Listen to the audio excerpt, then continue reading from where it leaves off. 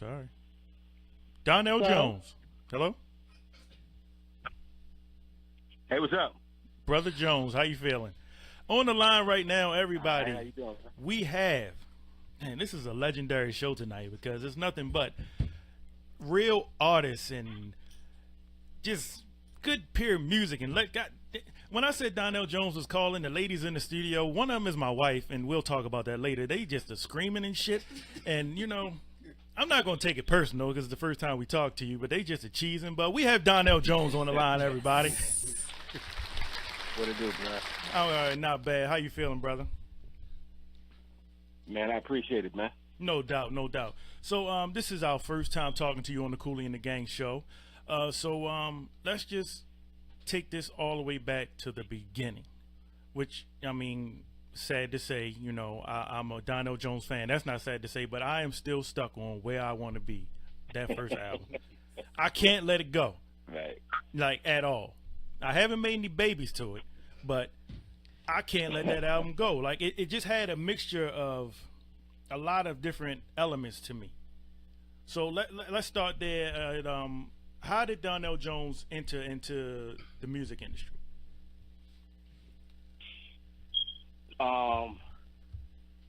I entered in probably about like 92. Well, I got signed about 92 with my group. I had a group called Porsche. Oh, okay. And we got signed to Untouchables, which is Eddie F's label.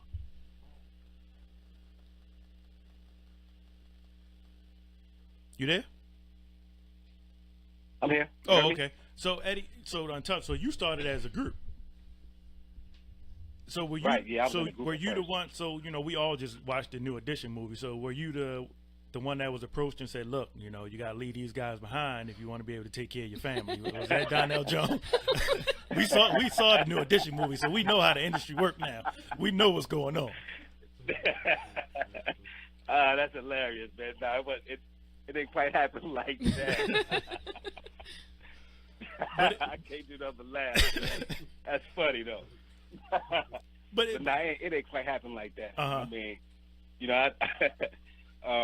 me and my group, man, we had some differences, man. When you dealing with four different personalities, man, and people don't get along, and we always had each other's throat. We ended up breaking up, around the same time that we got the deal. So that's what happened. Okay, so once you got signed, how was there any music that may have not come out that we didn't see before Where I Want to Be? Yeah, a whole album. You stand Where I Want to Be. Like that's my second album. My first album was called My Heart, And see, I totally missed and that. that came out in '96. Yeah, I totally missed that. That came out in Yeah, '96. correct, '96. Okay. Yeah. And this is what label was that? The same label as Where I Want to Be? Same label, yeah, LaFace. LaFace Records. See, and that's how like back in the nowadays, like you really can't. I feel I can't keep up because we were talking to I think Chuck Creekma about this. Since everything is digital now, like I used to be a guy that I loved reading the inserts of albums when they came out. When the CD came out, I loved reading the insert. I like to see, the writers, for some reason. I want to see who the hell you was thinking. All of that interests me. So Right. I know personally from like back then, for you to be on LaFace, you were like that's artists like singers were on LaFace, like real singers, like not no play, like for real. So how did you Right. end up on LaFace? Actually, what happened, man? I was with Eddie F, and after the group broke up, I just started writing. So I ended up writing some songs for Usher, which was a song called "Think of You," and another song called "You Took My Heart." And he did those songs, so I just started writing songs for myself. And then Eddie played them for L.A. Reid, and he was like, "Yo, let's take a meeting with him." So I went down to Atlanta, met with L.A. and sung for him, and he signed me. So how was the transition? Well, you had already been in a group, so once you started the writing, even though you probably always was writing, like, do you have more of a passion either way, or is it just all a love of music? It's just all for the love of music, man. For me, But the writer's checks, are they better than the artist checks? Or does it? of course, the writer checks It's are always better. better. Writer checks are always better. Always better, man, because those come forever. You know what I'm saying? They don't stop coming. I think my first time I heard you were singing "Knocks Me Off My Feet" by Stevie Wonder, and that was on your My Heart CD. On that first CD, how much of that? Right. So how you ain't know about Listen. how you ain't know about the album if you just said that? Now this Big G. This Big G. This somebody. This ain't Mike Cooley didn't know about the My Heart album. Right. Saying, see? Mike Cooley didn't know. This Big G. And that was a dope album. How much of that was actually your work? Like your creativity, was that all you, or did you have somebody? I would say about. No, I'd probably say about maybe 50%. You know what I'm saying? Because I produced all of the ballads. I produced most of the writing I did. I'd probably say maybe about 60%. Eddie F did a lot of production. I had some guys like Kenny Tongue, Darren Winnington did some production. But I would say probably about maybe 60% of that was me. Okay. That was a dope album, Yearning and all that. Yeah, I'm a fan. I like the music. So, Big G and Mike Cooley, we two different ones. We argue about music all day long. Yeah, our current argument is where I want to be in Journey of a Gemini. That's our latest argument. So we'll debate that forever because we can't ask you. You're kind of impartial, so we can't ask you. I don't think you'll lean either way. I'm not sure, but we'll battle that out. What's the debate though? The debate is I like, of course, where I want to be better. I like where I want to be, but I like the Journey of the Gemini. I think it was a lot of bangers on there, and it still gets played in my car. Not saying where I want to be doesn't get played, but I mean, we argue. We always arguing about something, and I always win. So I would appreciate if you just go with me. Go ahead and shut it down. I thank you very much. Anyway, so now, all right. So LaFace, you dropped the album. So I more so want to know how you feel because Tyrese had went, around the time he had dropped his Black Rose album, he was talking about how R&B has just changed. Like I don't even consider. It's hard to find R&B today. Like it's more so like a mixture of hip hop and pop. Yeah, like it's a crazy mixture. Like the ballads are like non-existent, 100%. Like I don't hear ballads at all anymore. Like how do you feel about the state of R&B today? All right, well I'll just put it like this. I like it. I like it in a lot of different ways because when I came out, we had just started sampling old records, and the older people they didn't like that. You know what I'm saying? It was the same way we feel right now about the younger generation. They didn't like the fact that we were just sampling records. They thought that we wasn't like putting in work in the studio. We were just sampling their stuff. So I mean, I look at it now like it's just evolution. That's what these guys are doing. I mean, it's music. You know what I'm saying? If you don't like it, it's still stuff out there that you can go find. It may not be on the radio right now, you know what I'm saying? But at the same time, it's still there. You know what I'm saying? If you love what you love, you just got to go get it. No doubt. I mean, so I'm just an angry old man sitting on the porch throwing stones at the kids on my grass. Then See, I don't want to be him. You know what I'm I saying? know. I appreciate what the young cat. But every now and then, I just want to hear a nice little ballad, a nice little something. I love to party. Partying is all good with me. But every now and then, I like, a nice little baby maker here. I was about to say that's really what it is. Tell Darnell the truth. You want some baby makers, and that's what we want. Yeah, we need more. Yo, and that music is still out here. You know what I'm saying? Like, but it's just not. It's not being marketed to the masses. You know what I'm saying? Like, you ain't gonna turn on the radio and hear it, but it's still out here. You know what I'm saying? People from my era are still making music, but at the same time, you got to go find it because it's not what record labels are really pushing right now. You know what I'm saying? If you ain't Mariah or Mary or somebody like that, that's like superstar status, you're not getting that radio play like that. So, you know what I'm saying? It's music out there, but you just got to find it. I agree. So let's go to the Lost Files album. How did that come about? And what was your mode of thinking? When you put that one out. To be honest with you, man, I had a whole bunch of old records that I hadn't put out. And I'm sitting here in my crib one day, and I'm like, yo, you know what? And I'm listening to this old music that I had, and I was like, yo, I'm gonna put it out. I'm gonna just throw it on YouTube. I mean, not YouTube, but iTunes, and just put it out there and see what people think about it. You know what I'm saying? And it was just a thought. You know, something I did. Yeah, sort of lost files. So about how many tracks on that album? And are there more? Like, so how many more 12. you have just sitting around? Like, I think it's about 12. So, and out of that 12, I mean, like, what did you pick from? All the albums that we do, it's always leftover songs because we do so many songs that to try to make an album. So those leftover songs they just be sitting around. You know what I'm saying? And I just decided to put out that particular project because I had some stuff from '96 all the way up until like maybe I think 2006, something like that. So I just wanted to put it out because it was just sitting around, and I wanted people to hear it. So, are there any artists out here right now that you are interested or would like to work with, or that have piqued your interest?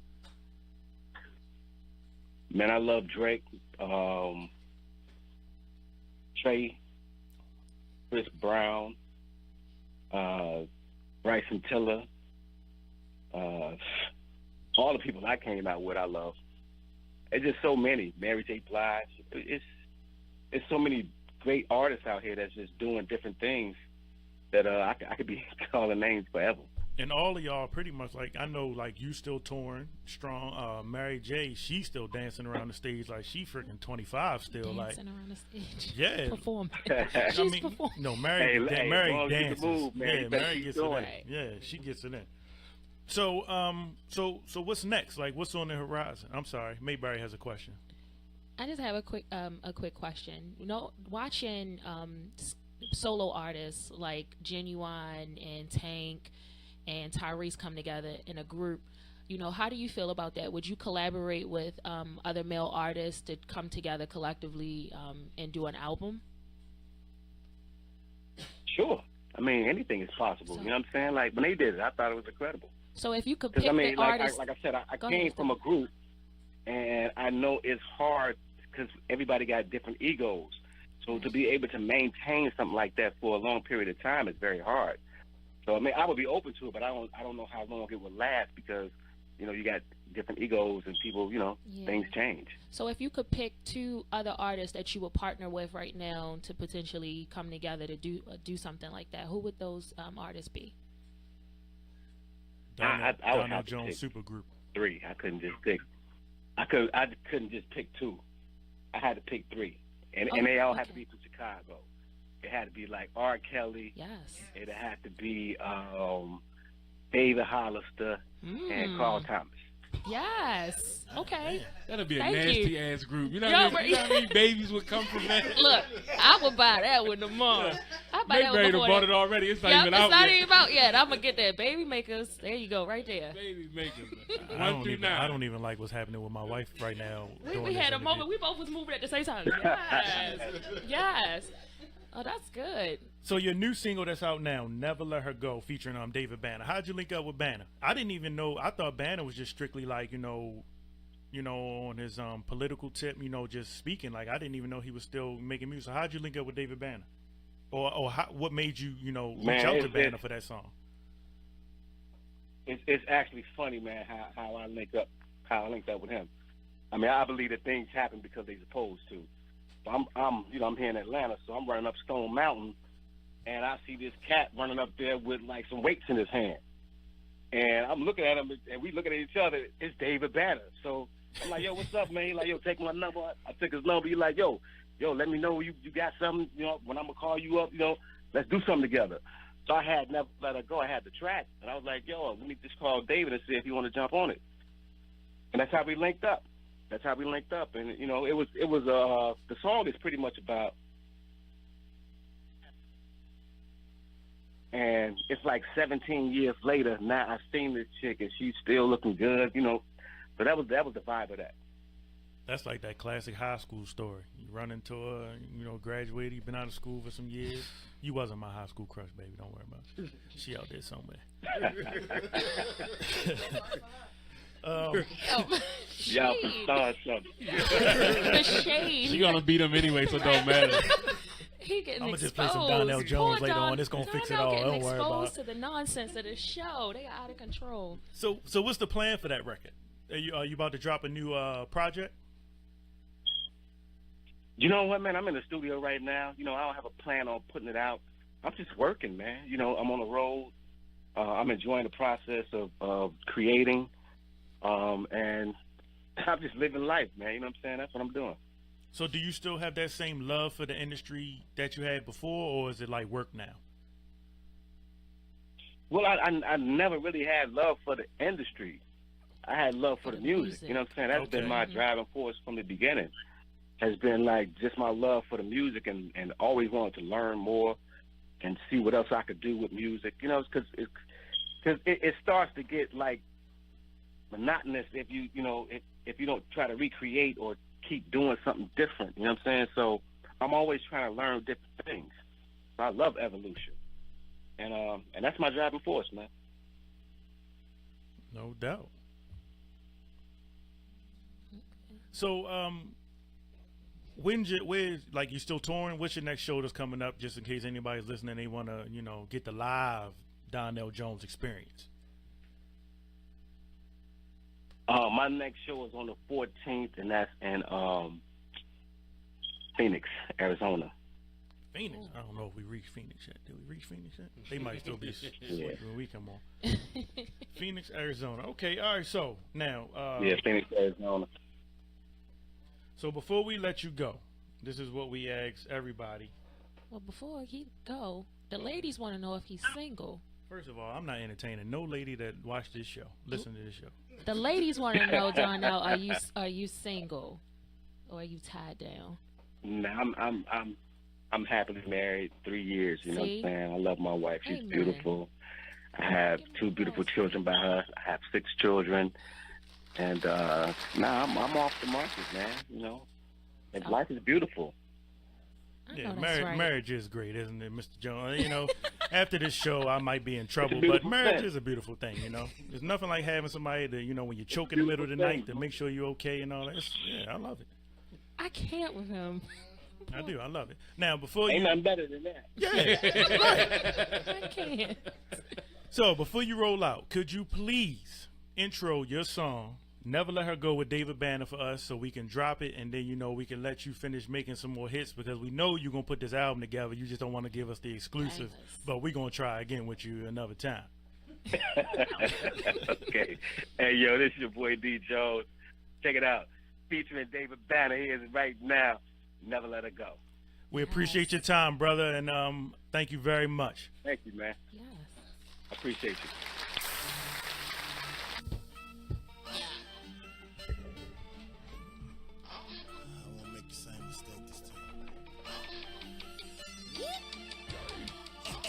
Is this deja vu? I'm just asking you your name, your number, and your sign. Are those hams in behind your pretty panty line? You so fine. What's your name? Cause I didn't get it last time. I was out my monkey mind. I banners banana. Man.